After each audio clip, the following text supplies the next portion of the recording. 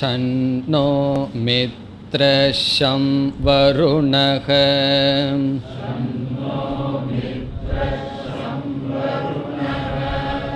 ஷன்னோ பவத்வர்யமாம்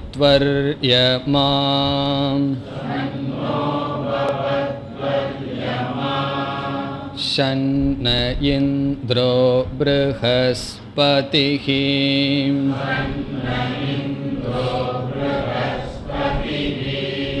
ஷன்னோ விஷ்ணுருருக்ரமஹ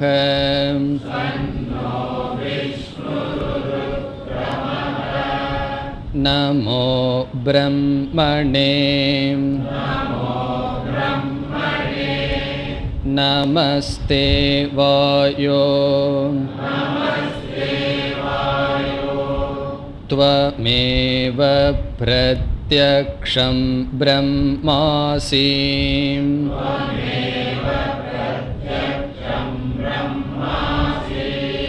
த்வமேவ பிரத்யக்ஷம் பிரம்ம வதிஷ்யாமி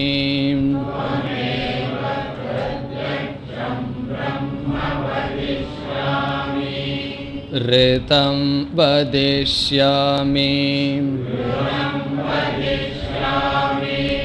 சத்யம் வதிஷ்யாமி தன்மாமவது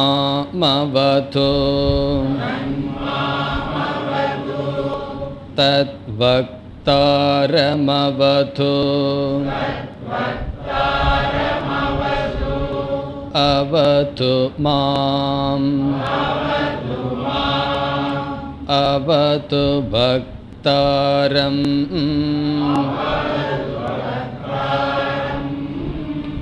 ஓம் சாந்தி சாந்தி சாந்திஹ.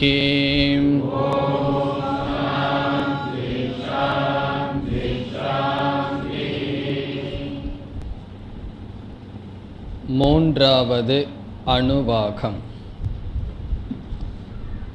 சகநௌ யசக சகநௌ பிரம்மவர்ச்சசம்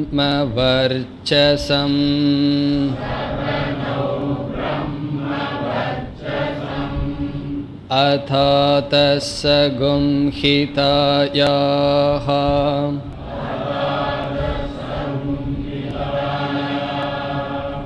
உபனிஷதம் வியாக்யாஸ்யாமஹ.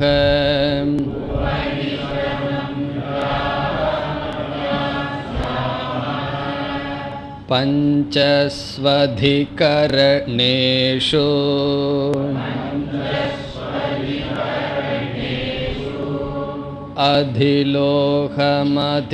அதிலோகமதிஜ்யோதிஷம்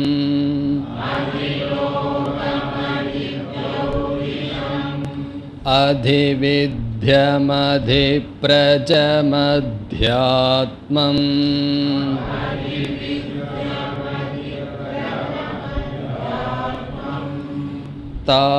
தாமஹாசகும் ஹிதா இத்யாசக்ஷதே.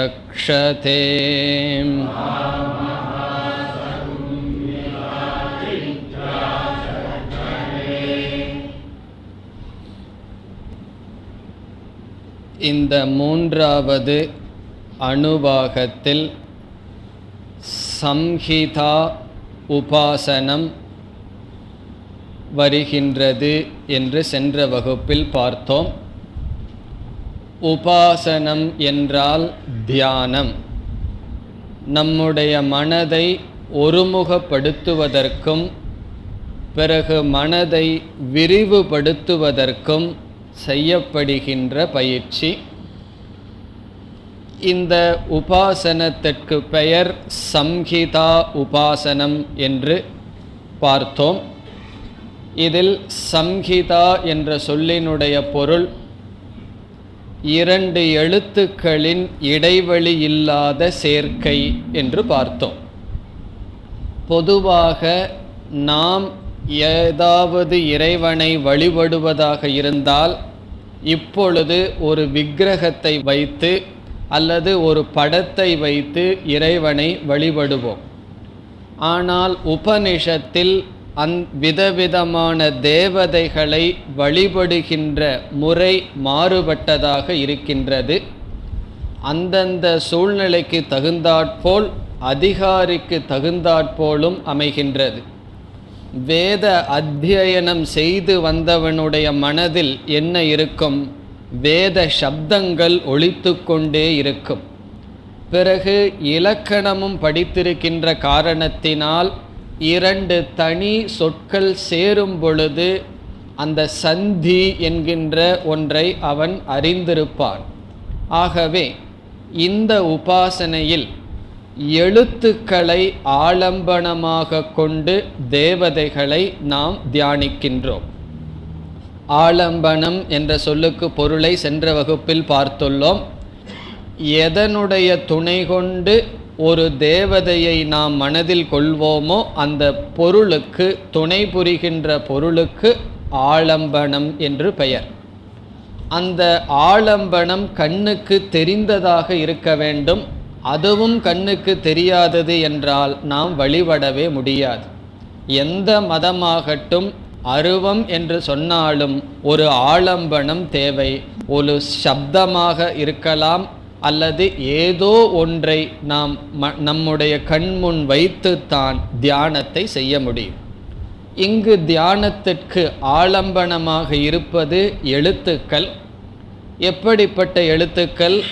நாம் சென்ற வகுப்பில் பார்த்ததை ஞாபகத்தில் வைக்க வேண்டும். 2 சொற்கள் சேரும் பொழுது புதிதாக ஒரு சொல் வந்து அமைகின்றது.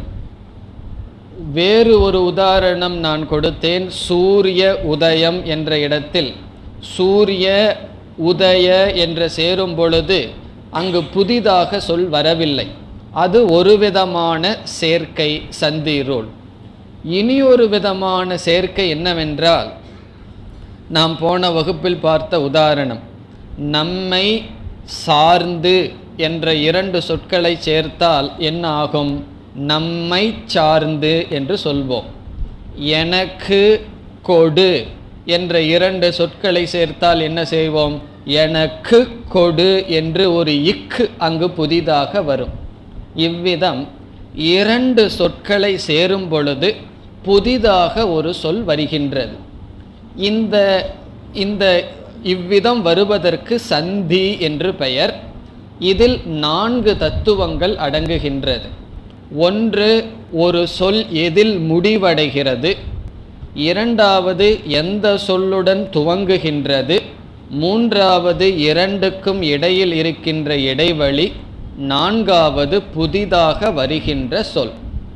உதாரணமாக, நம்மை சார்ந்து என்ற வார்த்தையில் நம்மை என்கின்ற அந்த ஐ என்பது முதல் பூர்வ ரூபம் என்று சொல்லப்படுகிறது. இந்த ஐ என்பதில் முடிய சார்ந்து என்ற சா என்ற சொல் அடுத்ததான சொல். அது உத்தர ரூபம். அது 2வது அம்சம். பிறகு இந்த 2ம் தனித்தனியாகவே இருந்துவிட்டால் ஒரு மாற்றமும் வராது. இது மிகவும் பக்கத்தில் வருகின்றது. அந்த சூழ்நிலைக்கு சந்தி என்று பெயர். இந்த சந்தியை நான் பார்க்க முடியவில்லை என்றால் அது மனசில் தான் பாவிச்சுக்கணும். அதை நம்ம பார்க்க முடியாது.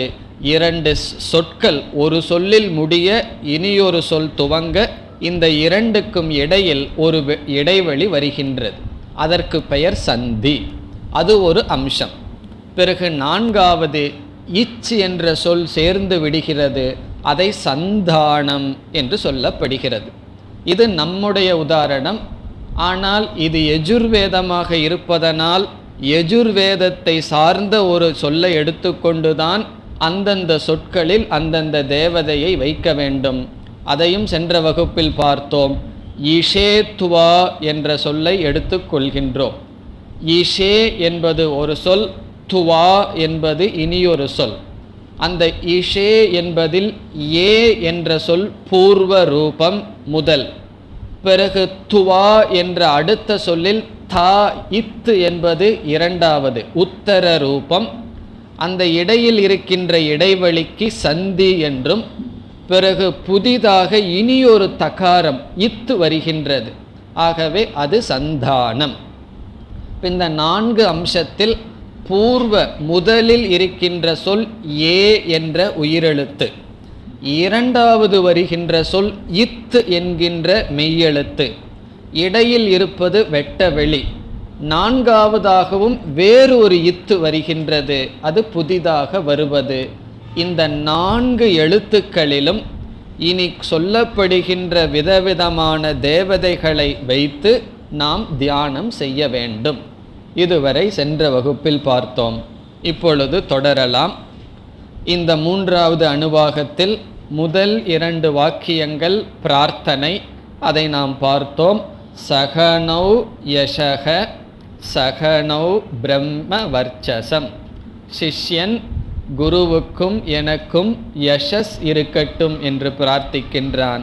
அதனுடைய தாத்பரியம் பார்க்கப்பட்டது. இனி அடுத்ததாக அத அதக சம்ஹிதாயா உபனிஷதம் வியாக்கியாஸ்யாமக.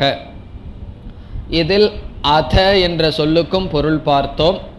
அத என்றால் பிறகு என்று பொருள். இங்கு பிறகு என்றால் வர்ணம் முதலியவைகளை உச்சாரணம் செய்து பழகியதற்கு பிறகு, அல்லது இதற்கு முன் அத்தியாயத்தில் சொல்லப்பட்ட சிக்ஷா சாஸ்திரத்தை படித்ததற்கு பிறகு. இந்த உபாசனை செய்யணும் என்றால் என்ன முதல் கண்டிஷன்? முதல்ல சந்தினா என்னன்னு தெரியணும்.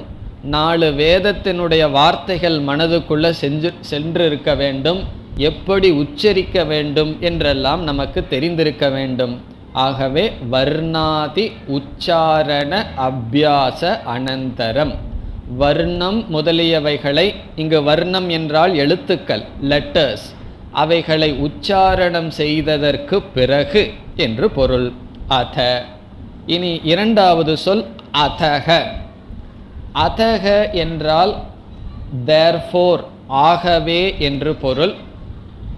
ஆகவே என்றால் அதற்கு 2 பொருள் கொடுக்கலாம். ஒன்று, இந்த உபாசனம் என்ற சாதனையில் மனம் ஒருமுகப்படும், ஆகவே மனம் ஒருமுகப்படும், ஆகவே இந்த உபாசனையை செய்வோம். எந்த ஒரு தியானம் செய்தாலும் மனம் நமக்கு ஒருமுகப்படும். தியானம் என்று அல்ல, ஏதாவது ஒரு காரியத்தில் நாம் முழுமையாக மனதை சிதறடிக்காமல் செய்து வந்தால் மனதிற்கு ஒருமுகப்படுத்துதல் என்கின்ற பழக்கம் வந்துவிடும். ஆகவே சித்த ஏகாகிரதா ஹேதுத்வாத், மனதை ஒருமுகப்படுத்துகின்ற காரணத்தினால். இனி 2வது பொருள், சப்த ஞானத்திலிருந்து அர்த்த ஞானத்திற்கு உடனடியாக போக முடியாது. ஆகவே சப்த ஞானம்தான் இப்பொழுது சிஷ்யன் முடித்துள்ளான். அந்த சப்தத்திலிருந்து அர்த்த ஞானம் வருவதற்கு முன் சற்று காலம் தியானம் செய்து நம்மை தயார் செய்து கொண்டு செல்ல வேண்டும். ஆகவே முன்கூறிய வர்ணங்களை உச்சாரணம் செய்து அதனுடைய அர்த்தத்திற்குள் செல்வதற்கு முன் தயார் செய்வதற்காக இந்த தியானம் செய்யப்படுகிறது. இனி அடுத்த சொல்லை பார்க்க வேண்டும். சம்ஹிதாயாக உபனிஷதம் வியாக்கியாஸ்யாமக. வியாக்கியாஸ்யாமக என்றால் நாங்கள் விளக்குகின்றோம். இது குருவினுடைய வார்த்தை. வியாக்கியாஸ்யாமக என்றால் நாங்கள் விளக்குகின்றோம். இதெல்லாம் பன்மையில் இருக்கின்றது. அதை நாம் ஒருமையிலேயே புரிந்து கொள்ளலாம். இப்பொழுது உனக்கு நான் விளக்குகின்றேன். எதை எடுத்து விளக்குகின்றேன்? உபனிஷதம் வியாக்கியாஸ்யாமக. உபனிஷத்தை உனக்கு நான் விளக்குகின்றேன் என்று சொல்கிறார். விளக்குகின்றேன் அல்லது விளக்குகிறோம் என்றால் எதை விளக்குகிறோம்? உபனிஷதம் என்றால் உபனிஷத்தை. இந்த இடத்தில் உபனிஷத் என்றால் உபாசனம் என்று பொருள். உபனிஷத் என்றால் இங்கு உபாசனம் என்று பொருள். அது எப்படி?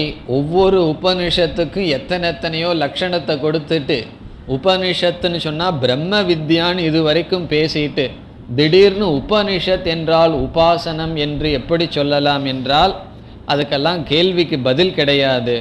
உபனிஷத்திலேயே வேதத்திலேயே சில இடங்களில் உபாசனைக்கும் உபனிஷத் என்று சொல்லப்படுகிறது, அவ்வளவுதான்.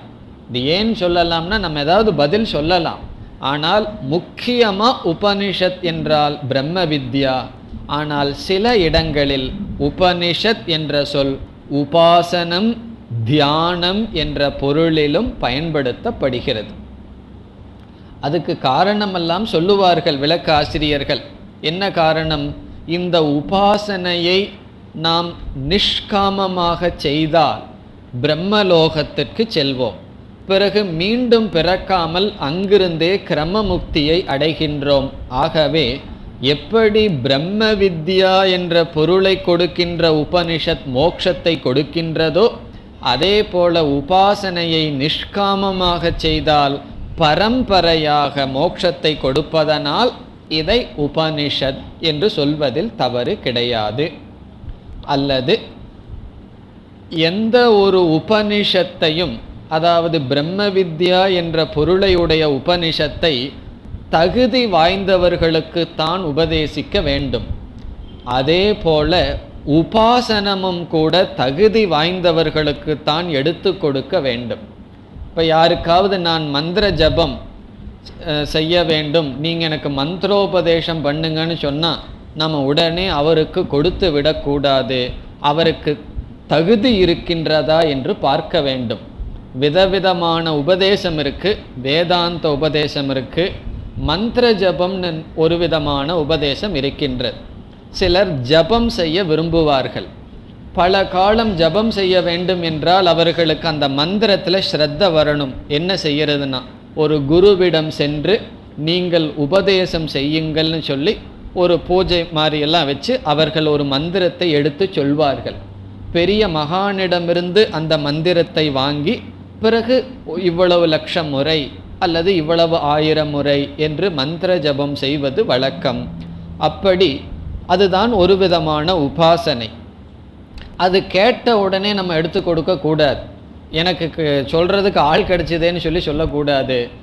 கேட்பவருக்கு தகுதி இருக்கின்றதா என்று பார்க்க வேண்டும். சில தவறான பழக்கங்கள் எல்லாம் இருந்தால் அதவருக்கு நாம் அதை எடுத்து சொல்லக்கூடாது. அதற்கு ஒரு உதாரணம் சொல்லுவார்கள். ஒரு சிஷ்யன் குருவிடம் சொல்லி எனக்கு மந்திரோபதேசம் செய்யுங்கள் என்று சொன்னானாம். குரு பார்த்தார், அவனிடம் சில குறைகள் இருந்தது, மனதில் அழுக்கு இருந்தது.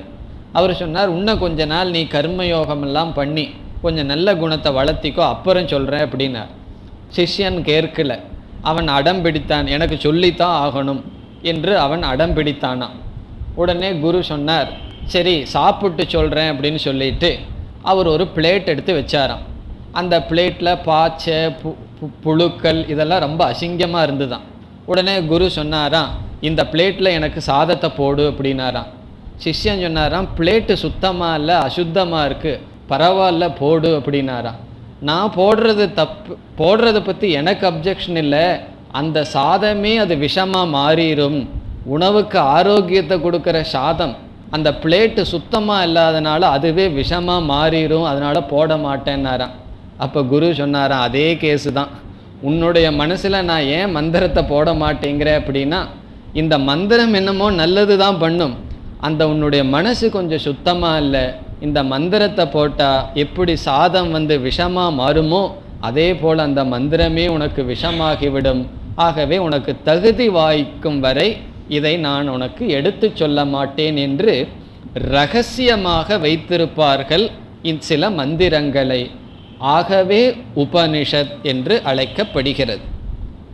உபனிஷத்துக்கு ரகசியம்னு ஒரு அர்த்தம் பார்த்துருக்கோம், ஞாபகம் இருக்கணும், இந்த உபனிஷத்தில் தான் பார்த்தோம். ஆகவே இந்த உபாசனையும் இரகசியமாக இருக்க வேண்டும். யாராவதிடம் ஒரு மந்திரத்தை வாங்கித்தான் நம்ம ஜபம் பண்ணணுமா என்றால் கண்டிப்பாக அந்த நியமம் கிடையாது. சின்ன வயசுலேருந்து ஏதாவது பகவானுடைய நாமத்தை சொல்லி கொடுத்துருந்தாங்கன்னா அதையே நாம் செய்யலாம். கண்டிப்பாக மந்திர ஜபத்தை வாங்கித்தான் நம்ம ஜபம் பண்ணணுங்கிற நியமம் கிடையாது. அப்படி செய்வதிலும் தவறு கிடையாது. எல்லாம் நம்மளுடைய ஸ்ரத்தை தான். ஒரு மகானுடைய வாயிலிருந்து அந்த மந்திரத்தை வாங்கினா தான் என் மனசில் ஸ்ரத்த வரும் என்றால் அப்படி செய்வதில் தவறு கிடையாது. ஆனால் நம்மை அந்த ஜபம் பண்ணுறதுக்கே நம்மை நாம் தகுதிப்படுத்தி கொள்ள வேண்டும். சில ஆச்சாரங்கள் ஒழுக்கங்கள் எல்லாம் நமக்கு வர வேண்டும். ஆகவே தகுதி வாய்ந்தவர்களுக்கு உபாசனை கொடுப்பதனால் உபனிஷத் ஞானம் தகுதி உடையவர்களுக்கு கொடுப்பதைப் போல இந்த உபாசனைக்கும் இங்கு உபனிஷத் என்ற பெயர் வருகின்றது. இந்த உபனிஷத் என்றால் இங்கு உபாசனம், தியானம். இந்த உபனிஷத்தை நாங்கள் அல்லது நான் விளக்குகின்றேன். இந்த உபனிஷத்துக்கு இங்கு உபனிஷத் என்றால் உபாசனம். இந்த உபாசனைக்கு என்ன பெயர்? சம்ஹிதாயாக உபனிஷதம். சம்ஹிதாயாக என்றால் சம்ஹிதா என்ற பெயரை உடைய என்று பொருள். சம்ஹிதாயாக, அந்த ஹா எங்கிருந்து வந்துன்னு கேட்கக்கூடாது. அதில் இருக்கிற அந்த 2 விசர்க்கம்ங்கிறது மறைஞ்சிருக்கு. இங்கு சம்ஹிதாயா என்று இருக்கின்றது. படிக்கும் பொழுது சம்ஹிதாயாக என்றால் சம்ஹிதா என்ற பெயரை உடைய உபாசனத்தை நாங்கள் விளக்குகின்றோம். சம்ஹிதா என்றால் என்ன? எழுத்துக்களினுடைய சேர்க்கை சம்ஹிதா. ஆகவே எழுத்துக்களினுடைய சேர்க்கையாகின்ற சம்ஹிதா என்ற பெயரை உடைய இந்த உபனிஷத்தை அல்லது உபாசனையை நாங்கள் விளக்குகின்றோம். இது ஆசிரியர் இன்ட்ரடியூஸ் பண்ணுறார். அவரே டாப்பிக்கை அறிமுகப்படுத்துகிறார். இப்பொழுது இதை செய்ய இருக்கின்றோம். பிறகு அடுத்த சொல் பஞ்சஸ்வதிகரணேஷு. அதை பிரித்தால் பஞ்சசு அதிகரணேஷு. பஞ்சசு அதிகரணேஷு. அதிகரணம் என்றால் இங்கு விஷயம் என்று பொருள். சப்ஜெக்ட் மேட்டர் பொருள். டாபிக் என்று பொருள். பொருள் என்று பொருள்னு சொன்னால் உங்களுக்கு என்ன புரியணும்? அர்த்தம் என்பது அர்த்தங்கிறது போல இங்கு பொருள் என்றால் சப்ஜெக்ட் மேட்டர் டாபிக். அதிகரணேஷு என்றால் 5 விஷயங்களில். பஞ்சசு என்றால் 5. பஞ்சசு அதிகரணேஷு என்றால் 5 விஷயங்களில் வித் 5 டாபிக் என்று பொருள். இங்கு பஞ்சபிகி அதிகரணைகி என்று அல்லது விஷயைகி என்று புரிந்து கொள்ள வேண்டும். 5 பொருள்களுடன் கூடிய 5 சப்ஜெக்ட் மேட்டருடன் கூடிய விஷயத்தை வர்ணத்தில் வைத்து தியானிக்க வேண்டும் என்று பொருள். அதாவது இதற்கு பிறகு 5 விதமான கருத்து வர இருக்கின்றது. 5 சின்ன சின்ன உபாசனம் வர இருக்கின்றது. எப்படி என்றால் 4 எழுத்துக்கள் இருக்கின்றது. அந்த 4 எழுத்துக்களில் ஒரு விதமான 4 தேவதைகளை வைத்து தியானிக்க வேண்டும். அப்படி 5 விதமாக 4 தேவதைகளை வைத்து அல்லது தத்துவங்களை வைத்து நாம் தியானிக்க வேண்டும். அந்த 5ம் எதை குறித்தது என்று ஆசிரியர் அடுத்த சொல்லிலேயே விளக்குகின்றார். 5 விஷயங்களில் என்றால் 5 விஷயங்களுடன் கூடிய புத்தியை நாம் அந்த எழுத்துக்களில் வைக்க வேண்டும். அவைகள் எவை? அடுத்த சொல் அதிலோகம் 1, அதிஜௌதிஷம் 2, அதிவித்யம் 3, அதிப்ரஜம் 4, அத்தியாத்மம் 5. இதனுடைய பொருளை பார்ப்போம். இங்கு ஒவ்வொரு சொல்லுக்கு முன்னாடியும் அதி என்ற சொல் இருக்கின்றது. அதி என்ற சொல்லுக்கு பொருள் ரிலேட்டட் டு, சம்பந்தப்பட்ட என்று பொருள். அதனுடன் சம்பந்தப்பட்ட என்று பொருள். அதி is equal to related to, அதனுடன் சம்பந்தப்பட்ட. இங்கு எவைகளுடன் சம்பந்தப்பட்ட? முதல் இதற்கு பொருள் பார்ப்போம். அதிலோகம் என்றால் லோகம் என்றால் ஜெகத் உலகம், உலகத்துடன் சம்பந்தப்பட்ட என்று பொருள். ரிலேட்டட் டு வேர்ல்டு, இந்த உலகத்துடன் சம்பந்தப்பட்ட. இதனுடைய பொருள், இந்த உலகத்துடன் சம்பந்தப்பட்ட 4 தேவதைகளை முதலில் வைத்து தியானித்தல். இரண்டாவது அதிஜௌதிஷம். ஜௌதிஷம் என்றால் ஒளி, லைட். ஒளியுடன் சம்பந்தப்பட்ட, ஜோதியுடன் சம்பந்தப்பட்ட தேவதைகள். ஆதித்யன், அக்னி, சந்திரன் முதலிய ஒளியை கொடுக்கின்ற தேவதைகள் சம்பந்தப்பட்ட. இரண்டாவது. மூன்றாவது அதிவித்யம். இங்கு வித்யம் என்றால் வித்யா, ஞானம். ஞானத்துடன் சம்பந்தப்பட்ட தேவதைகள். ஞானத்துடன் சம்பந்தப்பட்ட தேவதைகள் யார் தெரியுமோ? குரு, சிஷ்யன், இவர்களெல்லாம் தான். ஆகவே ஞானத்துடன் சம்பந்தப்பட்ட தேவதைகள் அதிவித்யம். அடுத்தது நான்காவது அதிப்ரஜம்.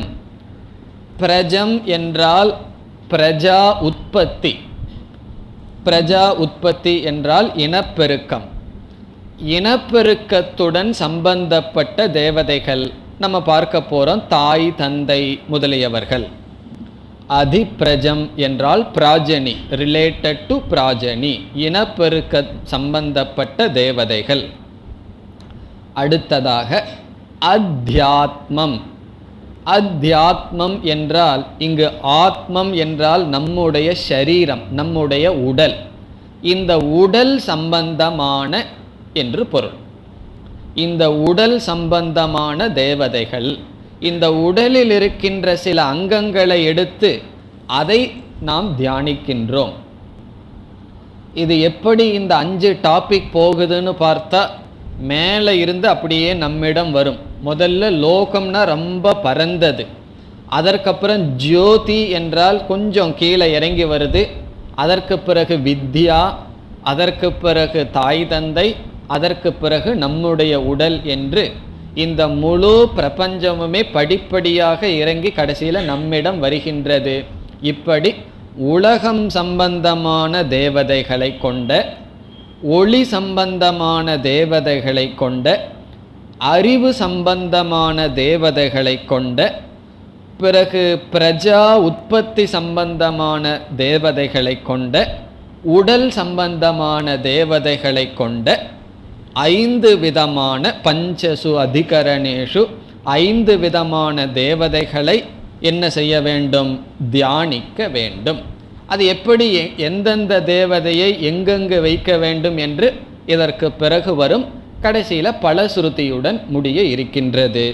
இனி அடுத்த சொல் தாஹா மகா சம்ஹிதாஹா இதி ஆசக்ஷதே. தாகா என்றால் இவைகள். தாகா இவைகள். இவைகளை மகா சம்ஹிதாஹா இதி, மகா சம்ஹிதா என்று, இதி என்றால் தஸ் என்று, ஆசக்ஷதே என்றால் கால்டு அழைக்கப்படுகிறது. இவைகளை மகா சம்ஹிதா என்று அழைக்கப்படுகிறது. நமக்கு தெரிஞ்ச வார்த்தை தான் சம்ஹிதாங்கிறது, தெரிஞ்ச வார்த்தை. இங்கே ஒரு வார்த்தையை புதுசாக சேர்த்திருக்காரு, மகா. மகா என்றால் மேலான, மேலான எழுத்துக்களின் கூட்டம் என்று கூறப்படுகிறது. ஆசக்ஷதே என்பது பன்மை. கூறுகிறார்கள். யார் கூறுகிறார்கள்? வேத விதக, வேதத்தை அறிந்தவர்கள் கூறுகிறார்கள். இந்த சென்டென்ஸில் சப்ஜெக்டை நம்ம சப்ளை பண்ணணும். வேத விதக ஆசக்ஷதே, வேதத்தை அறிந்தவர்கள் கூறுகிறார்கள். எதற்கு இதை அவர்கள் மகா சம்ஹிதா என்று சொல்கிறார்கள்? சம்ஹிதா என்றால் எழுத்துக்களினுடைய சேர்க்கை. எழுத்துக்களினுடைய சேர்க்கையை மகத், மிக உயர்ந்தது என்று ஏன் சொல்ல வேண்டும் என்றால், உயர்ந்த பொருள்களை இந்த எழுத்துக்களில் வைப்பதனால் இந்த எழுத்துக்களுக்கும் உயர்ந்தது என்ற தன்மை வருகிறது. என்னைக்குமே அப்படித்தானே. ஒரு பெட்டி இருக்குது, பிளாஸ்டிக் பெட்டி. அதில் போய் நம்ம தங்க நகையை வைக்கிறோம். பிறகு அந்த பெட்டிக்கே ஒரு உயர்வு வருகிறதல்லவா? காரணம் என்ன? அந்த பெட்டி போய் லாக்கரில் உட்காந்துக்குது. காரணம் என்ன? அதற்குள்ளே இருக்கிற ஒரு பெரிய பொருள்னால. அந்த நகை இல்லைன்னா அந்த பெட்டி எங்கே போகும்? எங்காவது விளையாட்டுக்கு போகும், அல்லது டஸ்ட்பினில் தான் அது போகும். இப்போ ஒரு பொருளுக்கு எப்படி மதிப்பு வருகிறது? உயர்ந்த பொருள் அது மீது வைக்கப்பட்டால் அந்த பொருளுக்கும் மதிப்பு வருகிறது. நார் மணப்பது போல, அதே போல் இந்த எழுத்துக்களுக்கெல்லாம் எப்படி மதிப்புனா, உயர்ந்த தேவதைகளை அதில் பார்ப்பதனால் அதற்கும் மதிப்பு வருகின்றது. ஆகவே மகத் உயர்ந்தது என்று சொல்லப்படுகிறது. இதெல்லாம் நம்ம அனுபவத்தில் இருக்கிறது தான். நம்ம பகவானை இறைவனை ஒரு ஃபோட்டோவில் வழிபடுறோம்னு வச்சுக்குவோம். அந்த ஃபோட்டோவில் மதிப்பில்லாமையே வச்சுருப்போம். இது காகிதம் தானே, இதை வச்சு தானே நான் பகவானை வழிபடுறேன், பகவான் வேற இந்த காகிதம் வேறேன்னு நினைப்போமா? கண்டிப்பாக கிடையாது. ஒருவர் சொன்னார், இந்த கணேஷ் பீடி வாங்கினாலும் கூட அதில் இருக்கிற பகவானை நமஸ்காரம் பண்ணிட்டு தான் தூக்கி போடுவாராம். அப்படி அந்த பகவானுடைய உருவத்தை நம்ம பார்த்தோம் அப்படின்னு சொன்னால் அது எங்கே இருந்தாலும் நமக்கு ஒரு மதிப்பு வருகின்றது. ஆகவே அது காகிதமாக இருக்கலாம், அங்கே இறைவனுடைய உருவம் இருந்தால் அது பகவான், அங்கு பகவானை நாம் வழிபடுகின்ற காரணத்தினால்.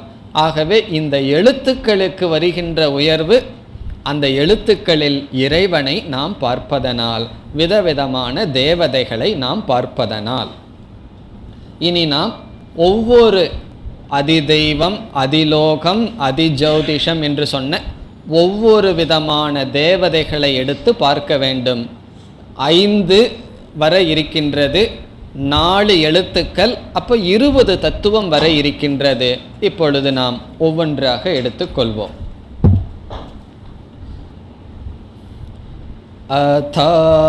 அதாதிலோகம் பிருத்திவி பூர்வரூபம்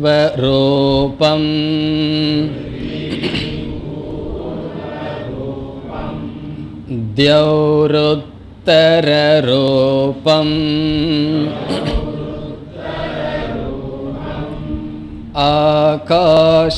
ஆகாசசந்திஹி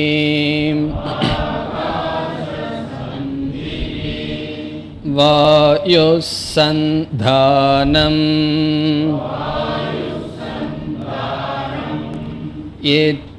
இத்யதிலோகம் அதாதி ஜோதிஷம் அக்னிப் பூர்வரூபம்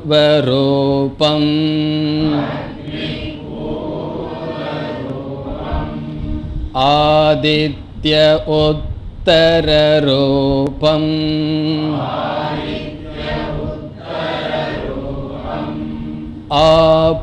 ஆபசந்திஹி வைத்யுதசந்தானம் இத்யதி ஜோதிஷம்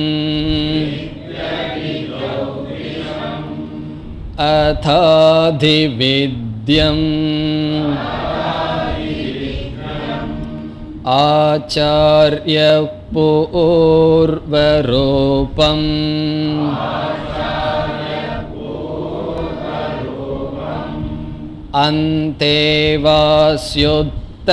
அந்தேவாஸ்யுத்தரரூபம்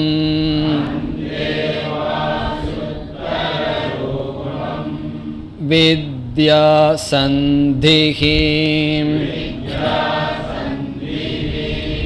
பிரவச்சனகும் சந்தானம்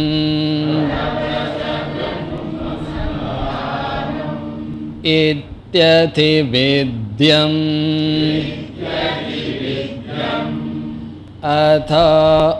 அதாதிப்ரஜம் மாதா பூர்வரூபம்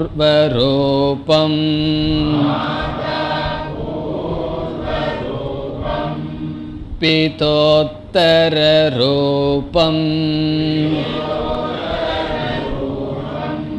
பிரஜா சந்திஹி பிரஜனனகும் சந்தானம்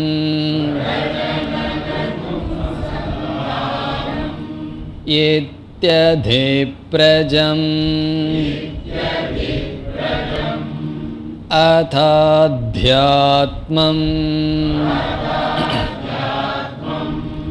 அதராஹணுபூர்வரூபம்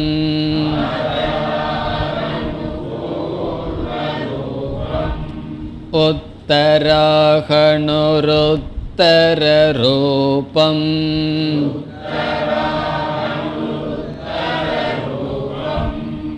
வாக்சந்திஹி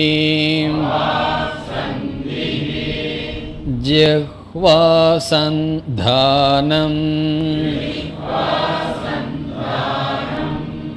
இத்யத்யாத்மம்.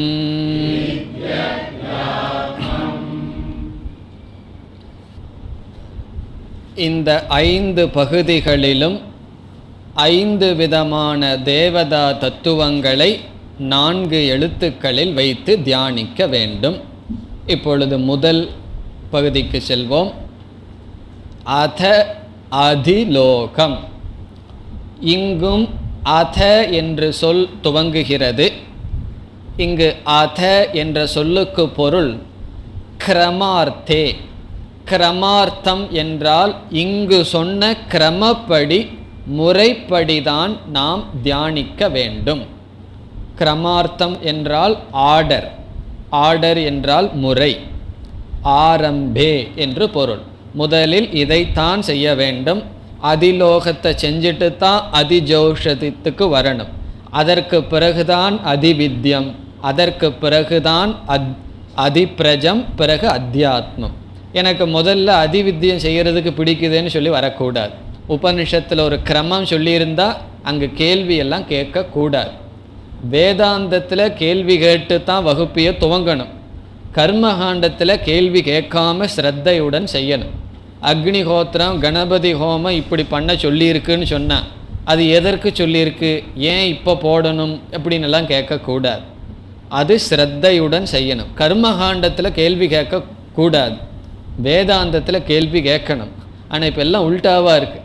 கர்மகாண்டத்தில் போய் தேவையில்லாத கேள்வியை கேட்டுட்டு வேதாந்தத்துக்கு வந்து எங்களுக்கு ஒரு சந்தேகம் இல்லைன்னு உட்காந்துக்கிறோம்.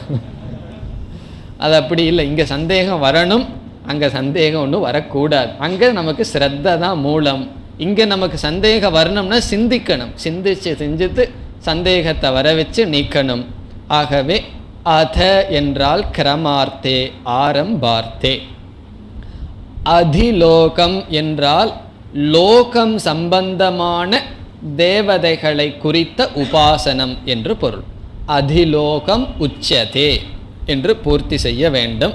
அதிலோகம், லோகம் சம்பந்தமான தியானம் இப்பொழுது துவங்குகிறது. இப்போ நம்ம 4 எழுத்துக்களை ஞாபகம் வச்சுக்கணும். வேதத்தில் சொன்ன எழுத்துக்களில் தான் தியானம் பண்ணணும். நம்மளாக சொன்ன உதாரண எழுத்துக்களை எல்லாம் விட்டுருவோம், நம்மை சார்ந்தெல்லாம் விட்டுருவோம். நம்மை சார்ந்து இங்கே இருக்க வேண்டாம், வேதத்தை சார்ந்து போயிடுவோம். இஷேத்துவாங்கிற சொல்லில் ஒரு சொல் எப்படி முடிகிறது, ஏ என்ற உயிரெழுத்தில் முடியுது. அந்த ஏ அப்படிங்கிற எழுத்தில் எதையை பார்க்கணுமா, பிருத்திவி பூர்வரூபம். பூர்வரூபம் என்றால் முதல் எழுத்து 1. போன வகுப்பில் நம்ம போர்டில் போட்டிருந்தோம் அந்த 1 ஏ என்ற எழுத்து. அதில் எதை நினைக்கணுமா, இந்த பிருத்திவி தேவதையை தியானிக்க வேண்டும். இந்த பிருத்திவி என்றால் இங்கெல்லாம் தேவதையைத்தான் சொல்லுது. தேவதாங்கிற வார்த்தையே கிடையாது, ஆனால் தேவதையைத்தான் கூறுகின்றது. பிருத்திவியை முதல் எழுத்தில் வைக்க வேண்டும். அதனுடைய பொருள், இந்த பிருத்திவிக்கு பூமாதேவின்னெல்லாம் சொல்கிறோமே, அந்த பூமாதேவியை எடுத்து இதில் வைக்கணும் என்றால் அந்த ஏ அப்படிங்கிற எழுத்தை பார்த்த உடனே பூமாதேவியை தியானிக்க வேண்டும். பிருத்திவி பூர்வரூபம். பூர்வரூபம் என்றால் பூர்வக வர்ணக பூர்வரூபம், முதல் எழுத்து. முதல் எழுத்துன்னு சொன்னால் முதல் சொல்லில் முதல் வேர்டில் கடைசி எழுத்து, அது பூர்வரூபம். அங்கு முதலில் வைக்க வேண்டியது பிருத்திவி தேவதா. இனி அடுத்தது தியௌஹு உத்தர ரூபம். தியௌஹு என்றால் சொர்க்கலோகம். அந்த சொர்க்கலோகத்திற்கு அபிமான தேவதை அல்லது அந்த சொர்க்கலோகம். பூமியை நினைக்கணும், சொர்க்கத்தை நினைக்கணும். இரண்டாவது எழுத்து உத்தர ரூபம் என்றால் இஷேத்துவா என்ற சொல்லில் இஷே என்ற ஏங்கிற இடத்துல பிருத்திவி, பிறகு துவா என்று துவங்கும் போது இத்து தகாரம் வருகின்றதல்லவா, அந்த இரண்டாவது சொல்லினுடைய முதல் சொல் அது இரண்டாவது. அந்த உத்தர சொல்லில் தியௌ என்கின்ற சொர்க்கலோகத்தை தியானிக்க வேண்டும். இனி மூன்றாவது ஆகாஷக சந்திஹி. சந்தி என்றால் என்ன? அட்லீஸ்ட் இந்த போர்ஷன் முடிகிற வரைக்காவது இந்த ஞாபகம் மனசில் இருக்கட்டும், அதுக்கப்புறம் விட்டுருவோம். சந்தி என்றால் இடைவெளி, கேப். அந்த இடைவெளியில் எதை நினைக்கணுமா? ஆகாசத்தை நினைக்கணும். ஆகாசமே இடைவெளி தானே. ஆகவே ஆகாசம் என்றால் ஆகாச தத்துவம், அதற்குரிய தேவதை அல்லது அந்த ஆகாசத்தையே நினைக்க வேண்டும். பிறகு யார் கனெக்ட் பண்ணுறாவா இதையெல்லாம்? வாயு சந்தானம். வாயுகு சந்தானம். சந்தானம் என்றால் லிங்க் லெட்டர், சேர்த்துகின்ற. புதிதாக ஒரு எழுத்து உட்கார்ந்துருக்கே, அந்த புதிதான இத்து, அந்த இடத்தில் வாயுவை நினைக்க வேண்டும், வாயு பகவானை நினைக்க வேண்டும். இப்போ பிருத்திவி தேவதை, சொர்க்கத்தில் இருக்கின்ற தேவதை அல்லது சொர்க்கம், ஆகாசம், வாயு, இந்த 4 தத்துவத்தையும் நாம் என்ன செய்ய வேண்டும்? அந்த 4 எழுத்துக்களில் வைக்கணும். இனி அடுத்த உபாசனை என்ன வரும்? அந்த 4 எழுத்துக்களில் மாற்றமே கிடையாது, ஆலம்பனம் ஒன்று தான், வேறு 4 தேவதையை வைக்கணும். ஆனால் நம்ம சாதாரணமாக ஒரு ஆலம்பனம் வச்சோம்னா அதில் மாற்றமே இருக்காது. இப்போ லக்ஷ்மின்னு வச்சுட்டோம்னா லக்ஷ்மி என்றைக்குமே பொருளுக்கு சம்பந்தமாக தான் பார்ப்போம். அறிவுக்கு சம்பந்தமான சரஸ்வதின்னு இனியொரு தேவதை, இனியொரு ஆலம்பனம். ஆகவே ஒவ்வொரு தத்துவத்திற்கு ஒவ்வொரு ஆலம்பனத்தை நம்ம மாற்றுவோம். இங்கே உபநிஷத்தில் ஆலம்பனத்தில் மாற்றமே கிடையாது. இந்த 4 எழுத்துக்கள் காமனாக இருக்குது. விதவிதமான தேவதைகளை வச்சு வச்சு தியானம் செய்ய வேண்டும். இதெல்லாம் பார்த்தா நமக்கு தமாஷா தெரியும், சீரியஸாகவே தெரியாது. இது என்ன உபநிஷத்துன்னு ஆரம்பித்து செஞ்சிட்ருக்கிறோம்னு. ஆனால் இதில் எல்லாம் சில கருத்துக்கள் இருக்கின்றது. அதாவது உபாசனையினுடைய இனியொரு பகுதி என்னவென்றால், மனதை ஒருமுகப்படுத்துறது மட்டுமல்ல, மனதை விரிவுபடுத்துதல். அதுவும் உபாசனையினுடைய ஒரு முக்கியமான அங்கம். மனதை விரிவுபடுத்துறதுன்னு சொன்னால், மனதை ஒருமுகப்படுத்தி நம்ம எந்த ஒரு காரியத்தை எடுத்தாலும் எந்த விதமான விக்ஷேபம் இல்லாமல் செய்து வர்றது ஒரு பயிற்சி, அது தேவை. சில பேர்த்துக்கு மனசு ஒருமுகமாக இருக்கும், ரொம்ப குறுகிய எண்ணத்தில் இருப்பார்கள், பரந்த மனமே இருக்காது. இப்போ ஒருவர் நல்லா படித்து மேலே வர்றாருன்னு சொன்னால் மனசு ஒருமுகப்பாடு இருந்தால் படித்து வந்துடலாம், 4 டாக்டரேட் வேணாலும் வாங்கி வந்துடலாம். ஆகவே மன ஒருமுகப்பாடு இருந்தால் பெரிய பெரிய உபாசனை பண்ணலாம், படித்து மேலுக்கு வரலாம். ஆனால் பரந்த மனம் இல்லை என்றால் அவர்கள் எப்படி இருக்குன்னா, அவர்கள் பக்கத்திலேயே போக முடியாது. 5 அடிக்கு டிஸ்டன்ஸில் இருந்தால் தான் நம்ம சேஃபாக இருப்போம். காரணம் என்ன? மிக குறுகிய மனப்பான்மை, சுயநலம், இப்படி இருக்கலாம்.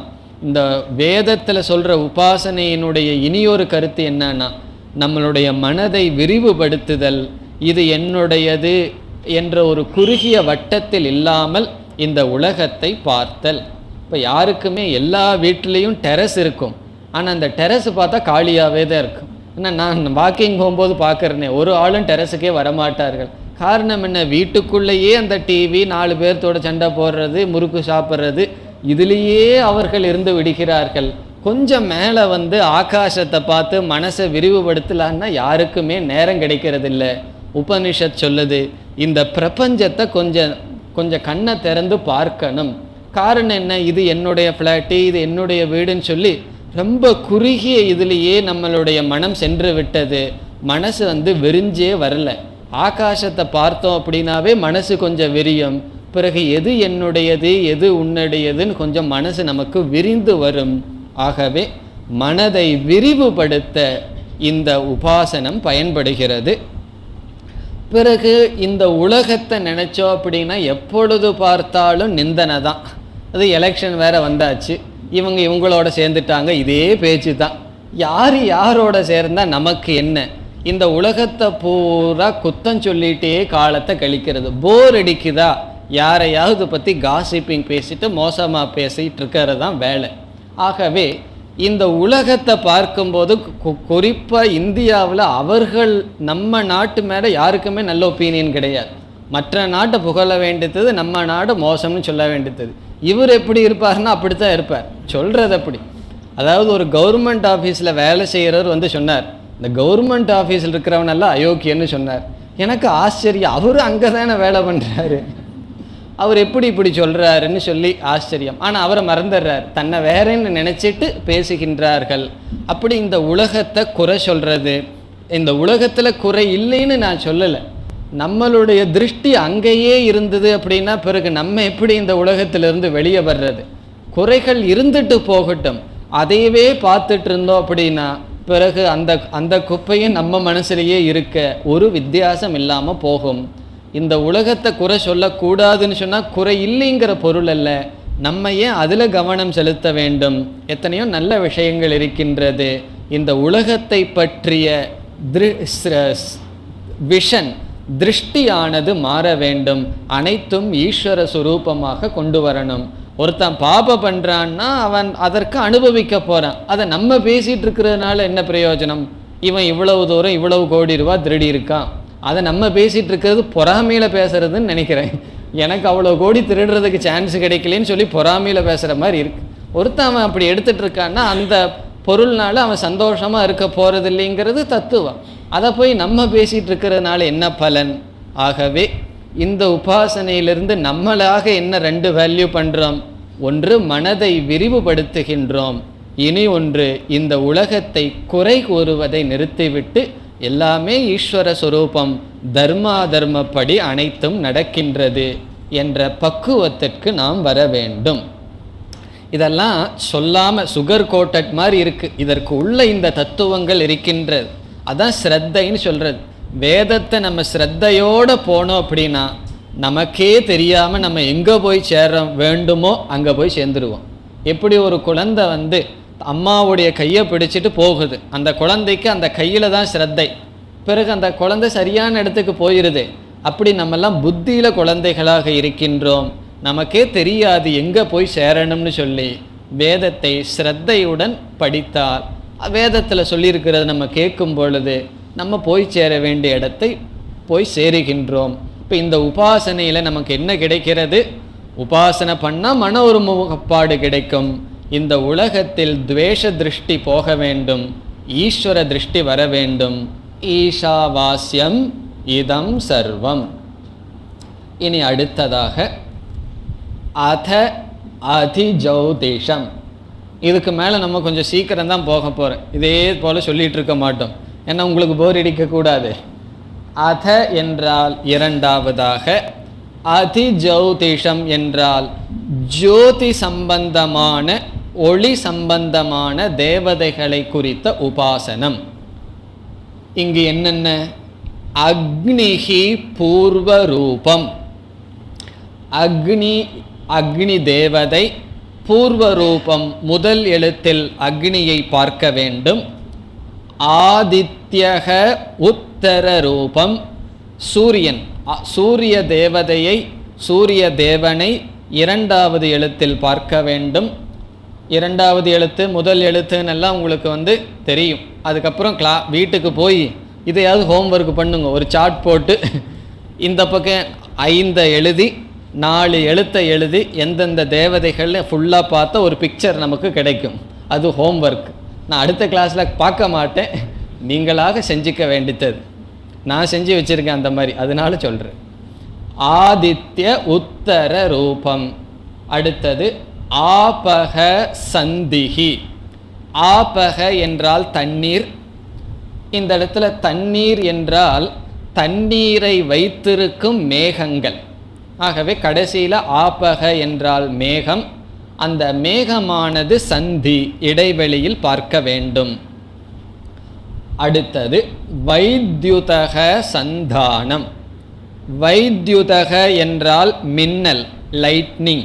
வித்யுத், வித்யுத் ஏவ வைத்யுதக. வித்யுத் என்றால் மின்னல்.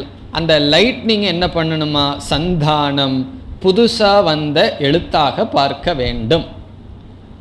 எதற்காக முதல் எழுத்துக்கு அக்னி வந்தது, ரெண்டாவது எழுத்துக்கு ஆதித்யன் வந்ததுன்னு எல்லாம் கேட்கக்கூடாதுன்னு நான் சொல்லியாச்சு.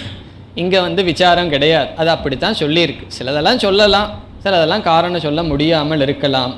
ஆகவே முதல் ஏ என்ற எழுத்தில் அக்னி தேவதை, இரண்டாவதில் ஆதித்யன், இடையில் இருக்கின்ற பகுதி மேகம், தண்ணீர், பிறகு இடையில் வருகின்ற எழுத்து மின்னல், சந்தானம். இதி அதிஜௌதிஷம். இவ்விதம் அதிஜௌதிஷம் என்ற உபாசனம் முடிவடைகிறது. அதே போல முன்ன இதி அதி லோகம் என்றால் லோகத்தை குறித்த உபாசனை முடிகிறது. அடுத்ததாக மின்னல் முதலிய வெளிச்சங்களை கொடுக்கின்ற தேவதை சம்பந்தமான உபாசனை முடிகிறது. இனி அடுத்ததாக அத அதிவித்யம். வித்யம் என்றால் ஞானம். இங்கு ஞானத்தை கொடுக்கின்ற தத்துவங்கள் உபாசிக்கப்படுகின்றது. இதில் யார் பூர்வரூபம்? ஆச்சாரியக பூர்வரூபம். ஆச்சாரியக என்றால் குரு. ஆசிரியரை முதல் எழுத்தில் தியானிக்க வேண்டும். பிறகு என்ன பண்ணணுமா? ரெண்டாவது எழுத்துல யார் வருவா? அந்தேவாசி உத்தர ரூபம். அந்தேவாசி என்றால் சிஷ்யன். சிஷ்யனை இரண்டாவது எழுத்தில் தியானிக்க வேண்டும். நம்ம சிஷ்யனாக இருந்தால் நம்மளையே அந்த இடத்துல உட்கார வச்சுக்கணும். நம்ம குருவாக இருந்தால் நம்மளை முதல் இடத்துல உட்கார வச்சுக்கணும். இப்படி தியானிக்க வேண்டும். இந்த குரு சிஷ்யனுக்கு உள்ள என்ன இடைவெளினா வித்யா சந்திஹி. வித்யா என்றால் அறிவு. அந்த ஞானம் இடைவெளியாக தியானிக்க வேண்டும். பிறகு புதுசாக வர்ற லெட்டர் என்ன? லிங்க் லெட்டர்னு சொன்னமே, பிரவச்சனம் சந்தானம். பிரவச்சனம் என்றால் வேத படித்ததை எடுத்து சொல்லுதலுக்கும் பிரவச்சனம் என்று பொருள். அத்தியனம் செய்வதற்கும் பிரவச்சனம் என்று பொருள். அத்தியன அத்தியாபனம் ச. அத்தியனம் சொன்னால் குரு கிட்ட நம்ம படிக்கிறதுக்கும் பிரவச்சனம்னு பேர். குரு எடுத்து சொல்றாரே அதற்கும் பிரவச்சனம் என்று பெயர். அந்த பிரவச்சனம் தான் லிங்க் லெட்டர். அந்த பிரவச்சனம் தான் சேர்க்கின்றது. இப்போ குரு ஞானத்தை அடைஞ்சிட்டு பிரவச்சனமே பண்ணலேன்னு வச்சுக்குவோம், அப்புறம் எப்படி சேரும்? ஆகவே சேர்க்கின்ற எழுத்து பிரவச்சனம். இதி அதிவித்யம். இது ஞானம் சம்பந்தமானது. இப்போ இதில் எப்படி லோகத்திலிருந்து ஒளி சம்பந்தமான தேவதைக்கு ஆசிரியர் சம்பந்தமான தேவதைக்கு வந்தாச்சு. நம்ம முதல்ல என்ன பார்த்தோம்? இங்கெல்லாம் விதவிதமான தேவதைகளை பார்க்குறோம்னு பார்த்தோம். இங்கே தேவதைகளை விட்டு குரு சிஷ்யனுக்கு வந்தாச்சேன்னு சொன்னால் உபனிஷத் என்ன செய்கின்றது? அந்த குருவையும் சிஷ்யனையும் ஞானத்தையும் பிரவச்சனத்தையும் தேவதைக்கு சமமாக சொல்கின்றது. நம்ம தேவதைன்னு சொன்னால் எங்கேயோ உட்கார்ந்துட்டு இருக்கிறதுன்னு நினைக்கக்கூடாது. நமக்கு அறிவை கொடுக்கின்ற, இந்த அறிவை வாங்குகின்ற இந்த அறிவு, இதை உபதேசம் செய்வது, இவைகள் எல்லாமே தேவதா தத்துவத்தில் அடங்குகின்றது.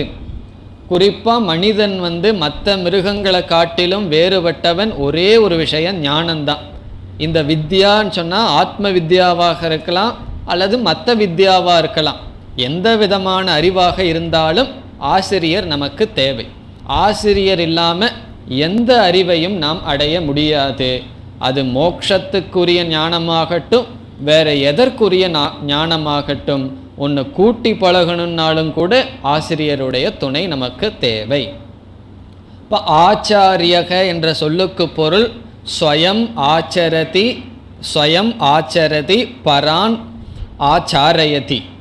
தான் ஆச்சாரத்துடனும் மற்றவர்களை ஆச்சாரத்துடனும் செய்ய வைக்கிறார்களோ அவருக்கு ஆச்சாரியக என்று பொருள். ஆச்சாரியக என்றால் கரெக்ட், குட் காண்டக்ட் என்று பொருள், சரியான வாழ்க்கை முறை. அவர் மற்றவர்களையும் சரியான வாழ்க்கை முறையில் கொண்டு வருகிறார். அது எப்படி கொண்டு வர முடியும்னா, வெறும் வாயில சொல்லிட்டு இருந்தோம் அப்படின்னா கொண்டு வர முடியாது. தான் அப்படி வாழ்வதன் மூலம் மற்றவர்களையும் ஒழுக்கத்திற்கு கொண்டு வருகிறார்கள். அதாவது இந்த ஸ்கூல்ல எல்லாம் மாரல் கிளாஸ்ன்னு இப்பெல்லாம் இருக்கிறது இல்லை. ஏன் இருக்கிறது இல்லைங்கிறதுக்கு ஒரு பெரிய காரணம் இருக்குது. அப்படி வைக்கலாமேன்னு சொன்னால், ஏதாவது ஒரு டீச்சர் தான் மாரல் கிளாஸை எடுக்கணும். மாரல் கிளாஸ் எடுக்கும்போது டீச்சர் என்ன செய்யணும்? உண்மை பேசணும், பொய் பேசக்கூடாது, கோபப்படக்கூடாது, இப்படியெல்லாம் சொல்லணும். உடனே மாணவர்கள் என்ன பார்ப்பார்கள்? சொல்கிறவங்க கிட்ட அது இருக்கான்னு தான் முதல்ல பார்ப்பார்கள். அது இல்லை அப்படின்னு சொன்னால் அந்த வகுப்பு ஒரு டைம் பாஸ் மாதிரி போகும், ஒரு ஜோக்கு கிளாஸ் மாதிரி ஆயிரும். மாரல் கிளாஸ் அப்படி ஆயிரும். கோபப்படக்கூடாதுன்னு சொல்லி கோபப்பட்டுட்டு இருந்தோம் அப்படின்னா, இப்போ 2 மாணவர்கள் சண்டை போட்டுட்டு இருக்காங்க, ஆசிரியருக்கு ரொம்ப கோபம் கோபப்படாதேன்னு சொல்லி திட்டுனா அது எப்படி இருக்குன்னா, ஆகவே மாரல் கிளாஸ் எடுபடாததுக்கு காரணம், அதை ஒருவர் உபதேசிக்கணும்னு சொன்னால் அதை கேட்பவர்கள் அது என்ன சொல்லு வருதுன்னு பார்க்க மாட்டார்கள், எப்படிப்பட்டவர்களிடமிருந்து சொற்கள் வருகிறது என்றுதான் பார்ப்பார்கள். அது இயற்கையாக சுபாவமாகவே இருக்கின்றது. ஆகவே ஒரு நல்ல விஷயத்தை மற்றவங்களுக்கு போதிக்கணும்னு சொன்னால் என்ன செய்யணும்னா, போதிக்கக்கூடாது, அதுபடி நம்ம இருக்கணும். அப்படி இருப்பது தான் போதனை. நல்ல ஒழுக்கங்களை குழந்தைக்கு கொடுக்கணும்னு சொன்னால் என்ன செய்யணும்னா, அந்த ஒழுக்கமாக இருக்கணும். நல்ல புஸ்தகத்தை படிக்கணும்னு சொல்லிட்டு குடும்பத்துக்கு ஆகாத புஸ்தகம், அது குடும்ப பத்திரிக்கைன்னு வேறு எழுதியிருக்கும், ஆனால் அதில் குடும்பத்துக்கு ஆகாத புஸ்தகமாக இருக்கும். அதை வாங்கி நம்ம படிச்சுட்டு குழந்தைகிட்ட நீ இந்த மாதிரி புஸ்தகத்தை படிக்கக்கூடாதுன்னா அது எப்படி அது கேட்கும்? டிவி இதையெல்லாம் நீ பார்க்காதன்னு சொல்லிட்டு நம்ம உட்காந்து பார்த்துட்டு இருந்தால் அந்த குழந்தை எப்படி நல்ல பண்பாடுகளை வளர்த்தி கொள்ளும்? ஆகவே ஒரு நல்ல பண்பாட்டை கொடுக்கணும்னு சொன்னால் என்ன செய்யணுமா, அந்த பண்பாட்டுப்படி இருக்கிறது தான் பண்பாட்டை போதிப்பது. அதுதான் இந்த ஆச்சாரியக அப்படிங்கிற சொல்லினுடைய பொருள். அந்த சொல்லுக்கே அவ்வளவு அழகு, அவ்வளவு அர்த்தம் இருக்கின்றது. அந்த ஆச்சாரியக பூர்வ ரூபம் இந்த வித்தியைக்கு முதல் படி. பிறகு அந்தேவாசி, இந்த சிஷ்யனுக்கு இங்கே சொல்கிற சொல் அழகான சொல், அந்தேவாசி. வாசி என்றால் வாசிக்கிறான்னு அர்த்தம் இல்லை, வசிக்கிறான்னு அர்த்தம்.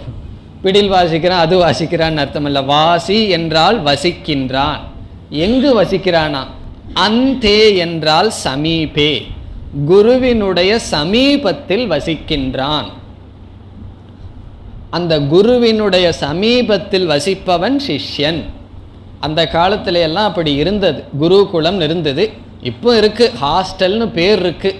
ஆனால் ஹாஸ்டலில் ஏன் பசங்க போகிறாங்கன்னா, அந்த காலத்தில் குருகுலத்துக்கு போனதுக்கு காரணம் ஒழுக்கத்தை எல்லாம் பயின்று கொள்ளுவான் அப்படின்னு. இந்த காலத்து பசங்க வீட்டில் இருந்தால் அம்மா அப்பா பேச்சை கேட்கணும், ஹாஸ்டலில் போனால் இப்படி வேணாலும் இருக்கலாமே, அதுக்கு செல்கிறார்கள். மாறி போச்சு. ஹாஸ்டல் குருகுலம்தான். இப்போ அந்தேவாசினா குருகுலம், குருவிடம் போய் சிஷ்யன் இருந்து படிக்கணும். இதெல்லாம் ஜென்ரல், சாதாரணமாக நம்ம வேதாந்தத்தையே நினச்சிட்டு இருக்கக்கூடாது.